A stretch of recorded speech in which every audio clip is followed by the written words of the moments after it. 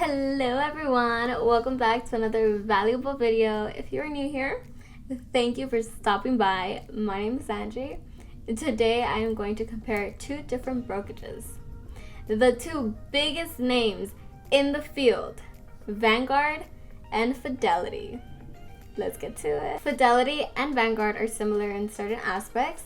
The risk is pretty much the same for both.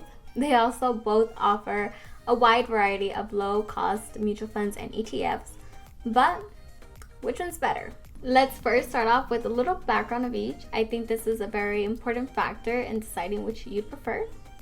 Fidelity was founded in 1946 by Edward C. Johnson II, and since then it has been run by the Johnson family. It is a business, so it definitely acts like a business. Vanguard was founded in 1975, a little later, by John C. Bogle. The main difference is that Vanguard, unlike Fidelity, is client-owned, which means that the fund shareholders own the funds, therefore owning Vanguard. So, there are no outside owners trying to seek profit. Now, when it comes to using both platforms, each one is geared towards a specific audience. Vanguard is more for buy and hold investors. If you don't know a lot about investing, you're just getting into it, maybe you just want to buy a few stocks and leave them there long term, then Vanguard is more for you. Vanguard is also better for bigger investors because of the fees. The bigger your account, the more favorable it is. On the contrary, Fidelity is designed more for retail investors and sophisticated traders. If you like hands-on trading, then Fidelity is your way to go because they do offer a trading platform. Vanguard does not. Also, if you're into like Forex, then you can trade with Fidelity. The only downside about that is that they only have 13 currencies available for exchange. Also, you cannot trade futures, options on futures, or cryptocurrency. So definitely keep that in mind if that is something that you are looking for. Then we have their customer service. For many, this is something that is crucial, something that's on top of your list, something that can be a major deal breaker. Vanguard is only open 8 a.m. to 10 p.m. Eastern Time, Monday through Friday. So if something major were to happen Saturday, then you won't be able to get a hold of them till Monday. For me, this has never been an issue, but anything can happen. Fidelity has a phone line 24/7, so you can contact them and let them know what you are looking for at any time. And finally, let's talk about their fees. One of the most important things, right? Let's hop onto my computer so that we can thoroughly analyze both. Hello, I am now sharing my screen with you all. As you see, we are on the Fidelity website. A main focus of theirs is the zero minimum investment mutual funds. They're comparing theirs with Vanguard's here, so you can see that too.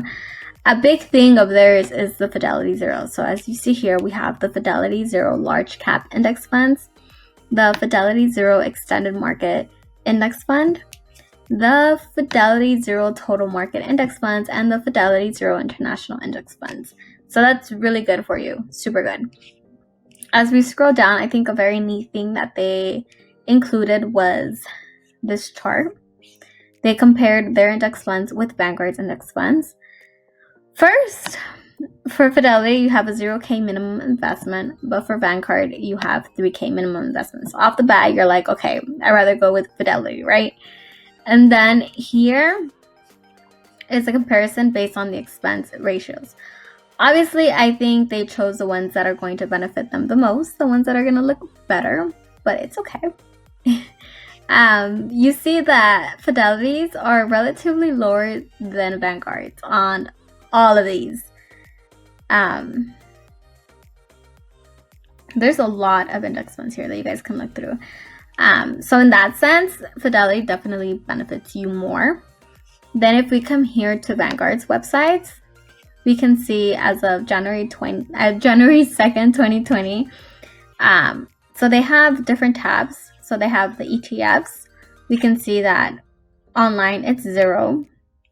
Then we obviously can learn more about it. We have the mutual funds.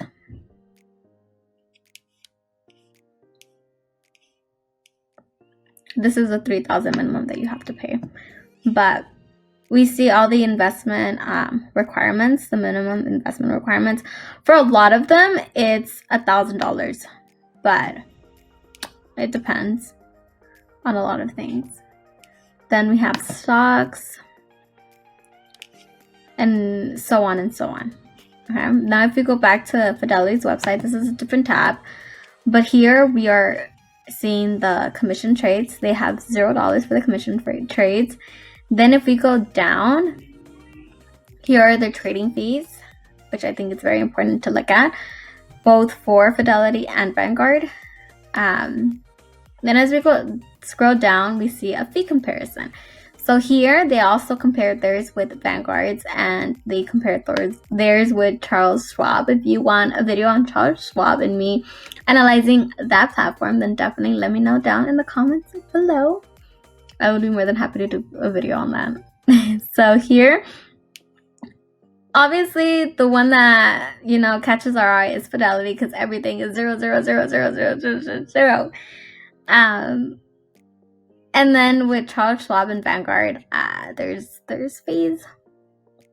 The first one that we see, we're just going to focus on Fidelity and Vanguard because that's what this video is about. So we're going to pretend Charles Schwab is not there. So for the first one, for the account service, Fidelity automatically $0, which is good. Vanguard, they charge the $20 per year.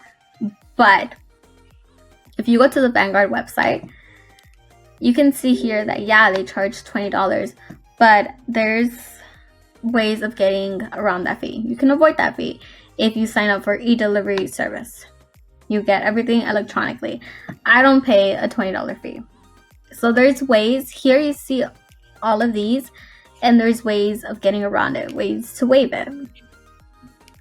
So yeah, they have fees, but you can get around it. But if that's too much and that's extra and you don't want to figure out a way to get around the fees, then Fidelity is your way to go, because $0. You don't have to do anything. So I think this chart that they included is very neat. And you can go through Vanguard's too and just see all the different ones that they have, the different fees, and see which one will benefit you the most with fees. I think regarding fees, Fidelity is obviously more better. Overall, I think both platforms are amazing. At the end of the day, it just comes down to your needs and what you're looking for. I did mention in my Roth IRA video that I have an account with Vanguard. I don't think you can go wrong with Vanguard, but I think Fidelity is an amazing alternative. They do have a way more robust platform. Well, that is all I have for today. I really do hope that this helped you in your process of choosing a platform. Just choose one. At the end of the day, if you don't like it, you can always switch. Don't forget to share, like, comment, and subscribe. And remember, learn every day, especially from the experiences of others. It's cheaper.